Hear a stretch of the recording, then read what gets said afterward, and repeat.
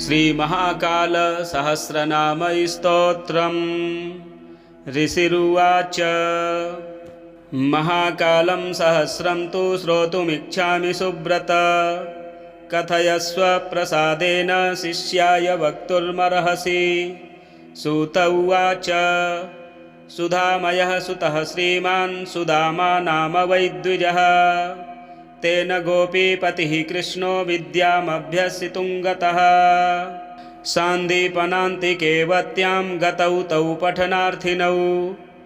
चतुष्षष्टिकलाः सर्वाः कृता विद्याश्चतुर्दश। एकदा प्राह कृष्णं स सुदामा द्विजसत्तमः। सुदामोवाच महाकालं प्रति बिल्वं केन मन्त्रेण वार्पणम्। करोमि वद मे कृष्ण कृपया सात्वतां पते। श्रीकृष्ण उवाच शृणु मित्र महाप्राज्ञ कथयामि तवाग्रतः। सहस्रं कालकालस्य महाकालस्य वैद्विज। सुगोप्यं सर्वदा विप्रभक्ताया भासितं मया। कुरु बिल्वार्पणं तेन येन त्वं विन्दसे सुखम्। सहस्रस्यास्य ऋष्योऽहं छन्दोऽनुष्टुप् तथैव च। देवः प्रोक्तौ महाकालो विनियोगश्च सिद्धये। सङ्कल्प्यैवं ततो ध्यायेन्महाकालविभुं मुदा। विनियोगः ॐ अस्य श्रीमहाकालसहस्रनामस्तोत्रमालामन्त्रस्य श्रीकृष्ण ऋषिः अनुष्टुप् छन्दः। श्रीमहाकालो देवता। ॐ बीजं नमः शक्तिः महाकालायेति कीलकं। सर्वार्थसिद्ध्यर्थे पाठे विनियोगः ऋष्यादिन्यासः। ॐ श्रीकृष्णर्षये नमः शिरसि। ॐ अनुष्टुप् छन्दसे नमः मुखे। ॐ महाकालदेवतायै नमः हृदये। ॐ बीजाय नमः गुह्ये। ॐ नमः शक्तये नमः पादयोः। ॐ महाकालायेति कीलकाय नमः नाभौ। श्रीमहाकालप्रीत्यर्थे सहस्रनामस्तोत्रपाठे नमः सर्वाङ्गे। करन्यासः एवं हृदयादिन्यासः। ॐ अङ्गुष्ठाभ्यां नमः महाकालाय तर्जनीभ्यां नमः। नमः मध्यमाभ्यां नमः। ॐ अनामिकाभ्यां नमः महाकालाय कनिष्ठिकाभ्यां नमः। नमः करतलकरपृष्ठाभ्यां नमः। ॐ हृदयाय नमः महाकालाय शिरसे स्वाहा। नमः शिखायै वषट्। ॐ कवचाय हुं महाकालाय नेत्रत्रयाय वौषट्। नमः अस्त्राय फट्। व्यापकन्यासः ॐ महाकालाय नमः। अथ ध्यानम्। कुङ्कुमागरुकस्तूरिकेसरेण विचर्चितम्। नानापुष्पस्रजालङ्कृतबिल्वमौलिविलान्वितम्। पुरो नन्दी स्थितो वामे गिरिराजकुमारिका। ब्राह्मणैरावृतं नित्यं महाकालमहं भजे। इति ध्यानम्। अथ सहस्रनामस्तोत्रम्। ॐ महाकालो महारूपो महादेवो महेश्वरः। महाप्रज्ञो महाशम्भुर्महेशो मोहभञ्जनः। मान्यो मनमथ हन्ता च मोहनो मृत्युनाशनः। मान्यदो माधवो मोक्षो मोक्षदो मरणापः। मुहूर्तो मुनिवन्द्यश्च मनुरूपो मनुर्मनुः। मन्मथारिर्महाप्राज्ञो मनोनन्दो ममत्वः। मुनीशो मुनिकर्ता च महत्त्वं महदाधिपः। मैनाको मैनकावन्दो मध्वरिप्राणवल्लभः। महालयेश्वरो मोक्षो मेघनादेश्वराभिधः। मुक्तेश्वरो महामुक्तो मन्त्रज्ञो मन्त्रकारकः। मङ्गलो मङ्गलाधीशो मध्यदेशपतिर्महान्। मागधो मन्मथो मत्तो मातङ्गो मालतीपतिः।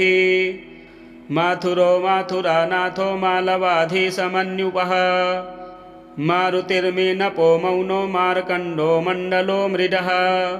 मधुप्रियो मधुस्नायी मिष्टभोजी मृणालधृक्।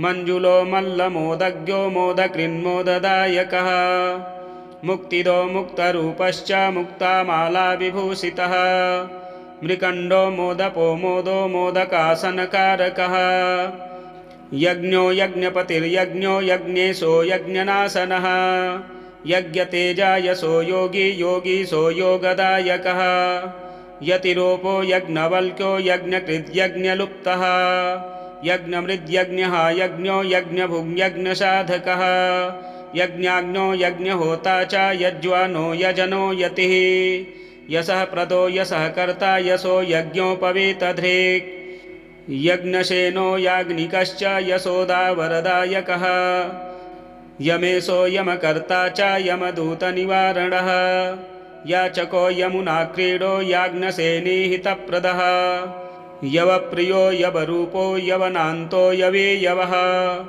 ऋग्वेदो रोगहन्ता चारन्ति देवो रणाग्रणीः रैवतो रैवताधीशो रैवतेश्वरसंज्ञकः रामेश्वरो रकारश्च रामप्रियो रमाप्रियः रणीरणहरो रक्षो रक्षको ऋणहारकः रक्षिता राजरूपो रवो रूपो रजः प्रदः रामचन्द्रप्रियो राजा रक्षोघ्नो राक्षसाधिपः रक्षसां वरदो रामो राक्षसान्तकरो रथे रथप्रियो रथस्थायी रथः रथहारकः रावणप्रियकृद्रावस्वरूपश्चरितूरजः रतिवरप्रदाता चारन्ति देववरप्रदः राजधानीप्रदो रेतो रेवा भञ्जो रविरजी ऋत्विको रसकर्ता च रसज्ञो रसदायकः रुद्रो रुद्राक्षदृग्रौद्रो रत्नो रत्नैर्विभूषितः रूपेश्वरो रमापूज्यो रुरुराज्यस्थलेश्वरः लक्षो लक्षपतिर्लिङ्गो लड्डुको लड्डुकप्रियः लीलाम्बरधरो लाभो लाभदो लाभकृत् सदा लज्जारक्षो लघुरूपो लेखको लेखकप्रियः लाङ्गलो लमणाब्धीशो लक्ष्मीपूजितलक्षकः लोकपालेश्वरो लम्पो लङ्केशो लम्पकेश्वरः वहिर्नेत्रो वराङ्गश्च वसुरूपो वसुप्रदः वरेण्यो वरदो वेदो वेदवेदाङ्गपारगः वृद्धकालेश्वरो वृद्धो विभवो विभवप्रदः वेणुगीतप्रियो वैद्यो वाराणसी स्थितः सदा विश्वेशो विश्वकर्ता च विश्वनाथो विनायकः वेदज्ञो वर्णकृद्वर्णो वर्णाश्रमफलप्रदः विश्ववन्द्यो विश्ववेत्ता विश्वावसुर्विभावसुः वित्तरूपो वित्तकर्ता वित्तदो विश्वभावनः विश्वात्मा वैश्वदेवश्च वनेशो वनपालकः वनवासी वृषस्थायी वृषभो वृषभप्रियः बिल्वीदलप्रियो बिल्वो विशालनेत्रसंस्थितः वृषध्वजो वृषाधीशो वृषभेशो वृषप्रियः बिल्वेश्वरो वरो वीरो वीरेशश्च वनेश्वरः विभूतिभूषितो वैन्द्यो व्यालयज्ञोपवीतकः विश्वेश्वरो वरानन्दो वटरूपो वटेश्वरः सर्वेशः सत्त्वः सारङ्गो सत्त्वरूपः सनातनः सद्वन्द्यः सच्चिदानन्दः सदानन्दः शिवप्रियः शिवदः शिवकृत्साम्बः शशिशेखरशोभनः शरण्यः सुखदः सेव्यः सतानन्दवरप्रदः सात्विकः सात्वतः शम्भुः शङ्करः सर्वगः शिवः सेवाफलप्रदाता च सेवकप्रतिपालकः शत्रुघ्नः सामगः शौरिः सेनानीः शर्वरीप्रियः अश्मशानी स्कन्दसद्वेदः सदा सुरसरित्प्रियः सुदर्शनधरः शुद्धः सर्वसौभाग्यदायकः सौभाग्यः शुभगः शूरः सूर्यः सारङ्गमुक्तिदः सप्तस्वरश्च सप्ताश्वः सप्तः सप्तर्षिपूजितः शितिकण्ठः शिवाधीशः सङ्गमः सङ्गमेश्वरः सोमेशः सोमतीर्थेशः सर्पधृक्स्वर्णकारकः स्वर्णजालेश्वरः सिद्धः सिद्धेशः सिद्धिदायकः सर्वसाक्षी सर्वरूपः सर्वज्ञः शास्त्रसंस्कृतः सौभाग्येश्वरः सिंहस्थः शिवेशः सिंहकेश्वरः शूलेश्वरः सुकानन्दः सहस्रधेनुकेश्वरः स्यनन्दनस्थासुराधीश सनकाद्यर्चितः सुधीः षडूर्मिः षट्सुचक्रज्ञः षट्चक्रकविभेदकः षडाननः षडङ्गङ्ग्यः षड्रसज्ञः षडाननः हरो हंसो हरारातिर्हिरण्यो हाटकेश्वरः हेरम्बो हवनो होता हयरूपो हयप्रदः हस्तिदो हस्तित्वग्धारी हाहाहुः वरप्रदः हव्यहेम हविष्यान्नो हाटकेशो हविप्रियः हिरण्यरेता हंसज्ञो हिरण्यो हाटकेश्वरः हनुमदीशो हरो हर्षो हरसिद्धिपीठगः हैमो हैमालयो हुः हाहा हेतुर्हठो हठी छत्रः छत्रप्रदः छत्री क्षेत्रज्ञः क्षेत्रनायकः क्षेमः क्षेमप्रदाता च शान्तिकृच्छान्त्रिवर्धनः क्षीरार्णवः क्षीरभोक्ता क्षिप्राकुलक्षिते पतिः क्षौद्ररसप्रियः क्षीरः क्षिप्रसिद्धिप्रदः सदा ज्ञानो ज्ञानप्रदो ज्ञेयो ज्ञानातीतो जप्योज्ञयः ज्ञानरूपो ज्ञानगम्यो ज्ञानी ज्ञानवतां वरः ह्यनन्तश्च अव्यक्त आद्य आनन्ददायकः अकथ आत्मा ह्यनन्दश्चाजेयो ह्यज आत्मभूः आद्यरूपो हरिच्छेता नाम यश्चाप्यलौकिकः अतिरूपो ह्यखण्डात्मा चात्मज्ञानरतः सदा आत्मवेत्ता ह्यात्मसाक्षी अनादिश्चान्तरात्मगः आनन्देशो विमुक्तेशश्चालर्केशोऽप्सरेश्वरः आदिकल्पेश्वरो गत्यश्चाक्रूरेशोरुणेश्वरः इडारूप इभच्छेता ईश्वरश्चेन्दिरार्चितः इन्दुरिन्दीवरश्चेश ईशानेश्वर ईर्षः इज्य इन्दीवरश्चेभ इक्षुरिक्षुरसप्रियः उमाकान्त उमास्वामी तथो मायाः प्रमोदकृत् उर्वशी वरदश्चैव उच्चैरुत्तुङ्गधारकः एकरूप एकस्वामी हेकात्मा चैकरूपवान् ऐरावत अस्थिरात्मा चैकारेश्वर्यदायकः ओकार ओजस्वांश्चैव ह्यौखरश्चौखराधिपः औषध्य औषधिज्ञाता ह्योजोध औषधीश्वरः अनन्तो ह्यनन्तकश्चान्तो ह्यन्धकासुरसूदनः अच्युतश्चाप्रमेयात्मा अक्षरश्चास्वदायकः अरिहन्ता ह्यवन्तीशश्चाहि भूषणभृत्सदा अवन्तीपुरवासी चाप्यवन्तीपुरपालकः अमरश्चामराधीशो ह्यमरारिर्विहिंसकः कामः कामकामश्च कामदः करुणाकरः कारुण्यः कमलापूज्यः कपाली कलिनाशनः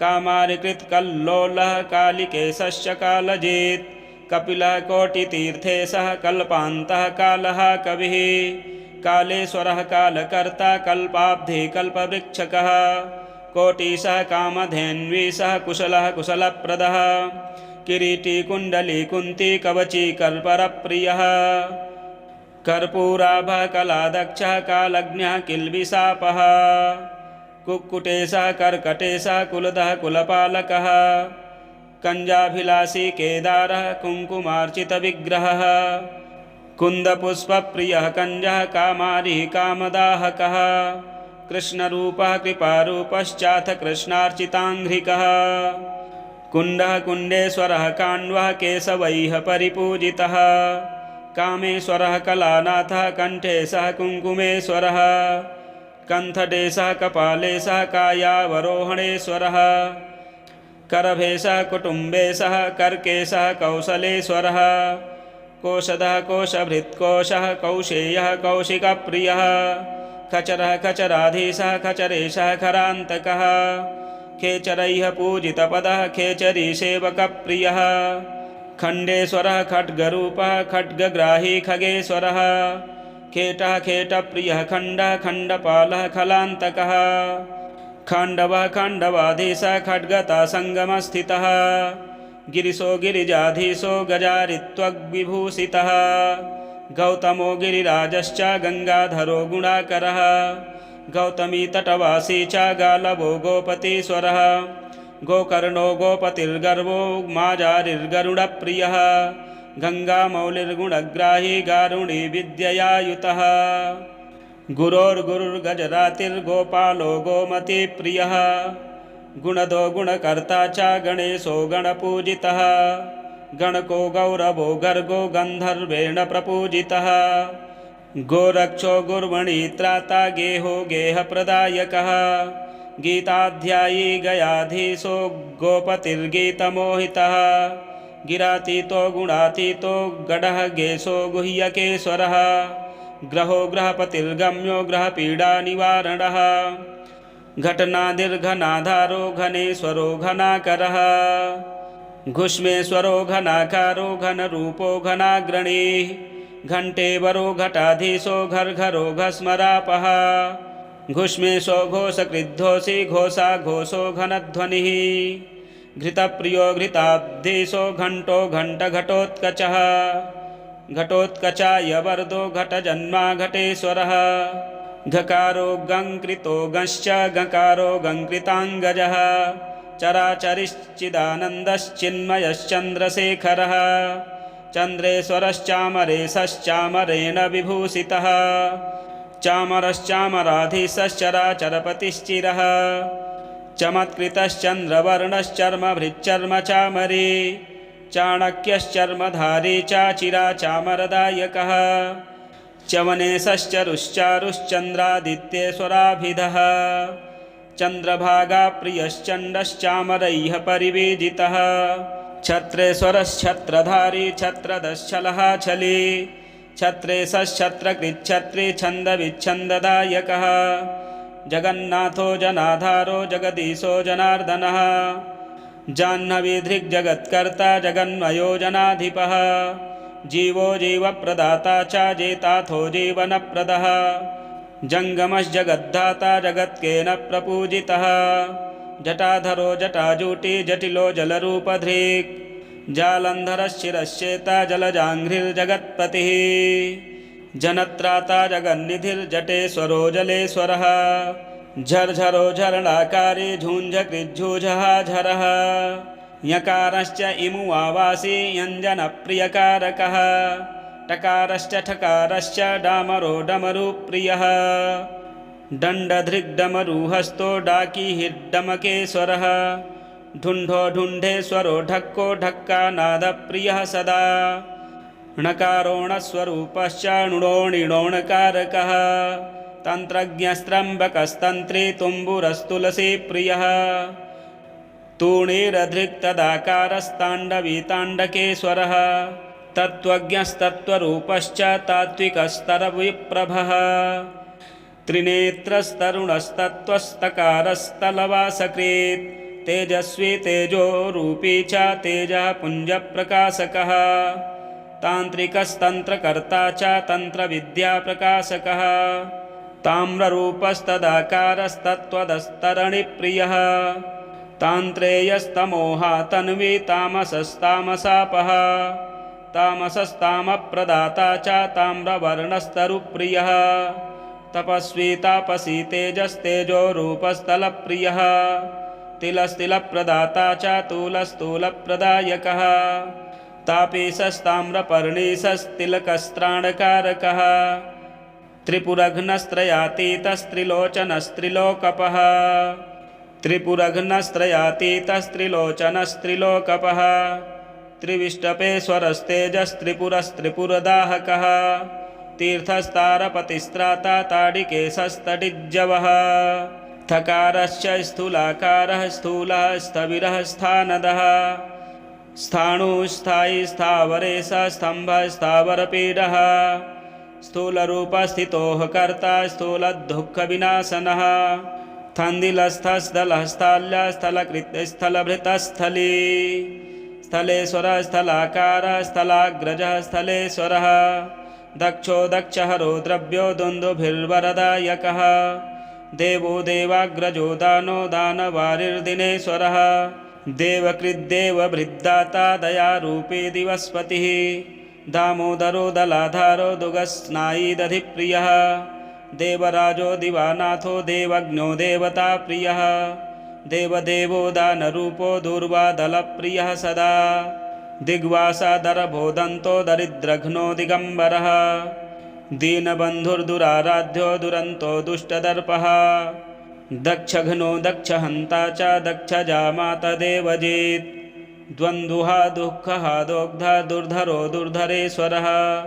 दानाप्तो दानभृद्दीप्त दीप्तिर्दिव्यो दिवाकरः दम्भः दम्भकृद्दम्भी दक्षजापतिर्दीप्तिमान् धन्वी धनुर्धरो धीरो धान्यकृद्धान्यदायकः धर्माधर्मभृतो धन्यो धर्ममूर्तिर्धनेश्वरः धनदो धूर्जटिर्धान्यो धामदो धार्मिको धनी धर्मराजो धनाधारो धराधारो धरापतिः धनुर्विद्याधरो धूर्तो धूलिधूसरविग्रहः धनुषो धनुषाकारो धनुर्धरभृताम्बरः धरानाथो धराधीशो धनेशो धनदाग्रजः धर्मवृद्धर्मसन्त्राता धर्मरक्षो धनाकरः नर्मदो नर्मदाजातो नर्मदेशो नृपेश्वरः नागभिन्नागलोकेशो नागभूषणभूषितः नागयज्ञोपवीतेयो नागो नागारिपूजितः नान्यो नरवरो नेमो नूपुरो नूपुरेश्वरः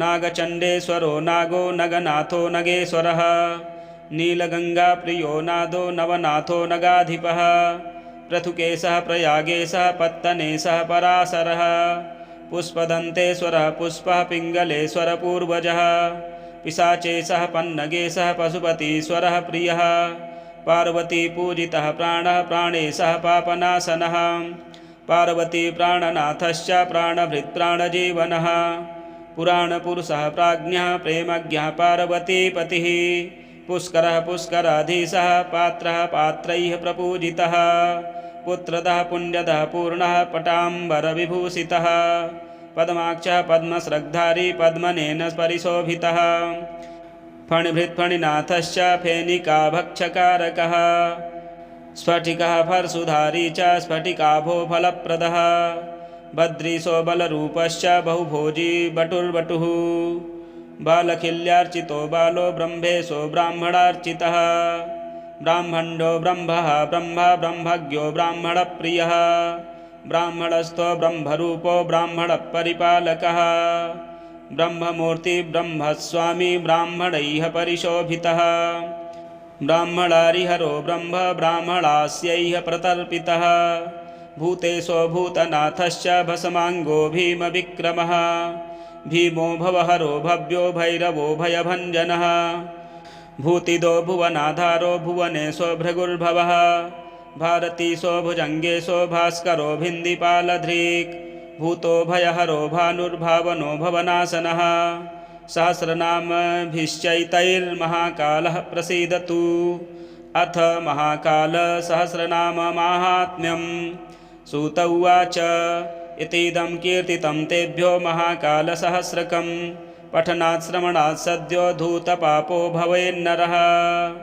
एकावारं पठेन्नित्यं सर्वसत्यं प्रजायते द्विवारं यः पठेत् सत्यं तस्य वश्यं भवेज्जगत् त्रिवारं पठनान्मर्त्यो धनधान्ययुतो भवेत् अतः स्थानविशेषस्येदानीं पाठफलं शृणु बटमूले पठेन्नित्यमेकाकी मनुजो यदि त्रिवारञ्च दिनात्रिंशत् सिद्धिर्भवति सर्वथा अश्वत्थे तुलसीमूले तीर्थे वा हरिहरालये शुचिर्भूत्वा पठेद्यो हि मनसा चिन्तितं लभेत् यत्र तीर्थोऽस्ति चाश्वत्थो वटो वा द्विजसत्तम स तीर्थसिद्धिदः सर्वपाठकस्य न संशयः ततैकाग्रमनसा भूत्वा यः पठेत् शुभमानसः यं यं काममभिध्यायेत्तं तं प्राप्नोति निश्चितं मनसा चिन्तितं सर्वं महाकालप्रसादतः लभते सकलान् कामान् पठनात् श्रवणान्नरः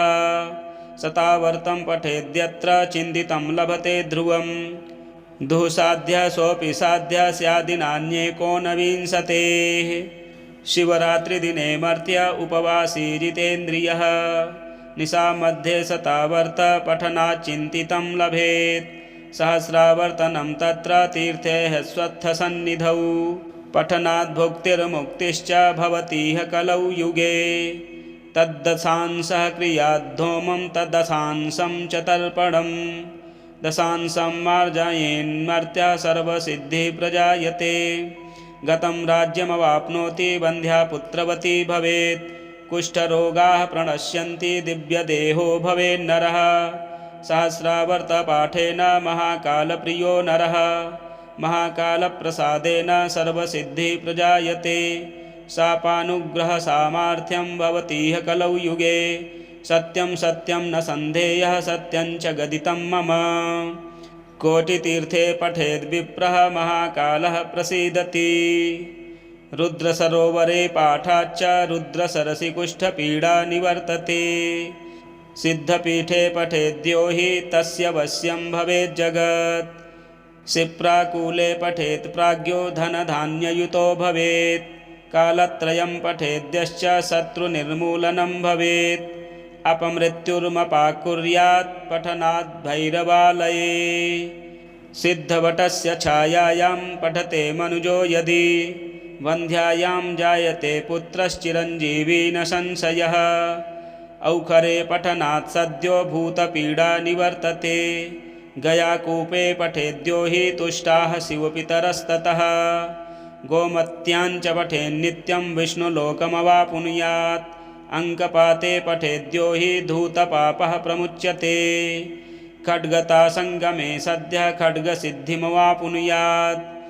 पठेद्यमतडागेयो यमदुःखं न पश्यति। नवनद्यां पठेद्यो हि रिद्धिसिद्धिपतिर्भवेत्। योगिनी पुरतः पाठं महामारी भयं नहि। पुत्रपौत्रयुतो मर्त्यो वृद्धकाले स्वरान्तिके। पाठस्थाने घृतं दीपं नित्यं ब्राह्मणभोजनम्। एकादशाथवा पञ्च त्रयो वाप्येकब्राह्मणः। भोजनं च यथासाध्यं दद्यात् सिद्धिसमत्सुकः। विधिवद्भक्तिमान् श्रद्धायुक्तो भक्तः सदैव हि। पठन् यजन् स्मरश्चैव जपन् वापि यथामति। महाकालस्य कृपया सकलं भद्रमवाप्नुयात्। ॐ शान्तिः। श्रीप्रकृष्टनन्दोक्तागमे श्रीकृष्णसुदाम्नः संवादे महाकालसहस्रनामस्तोत्रं सम्पूर्णम्।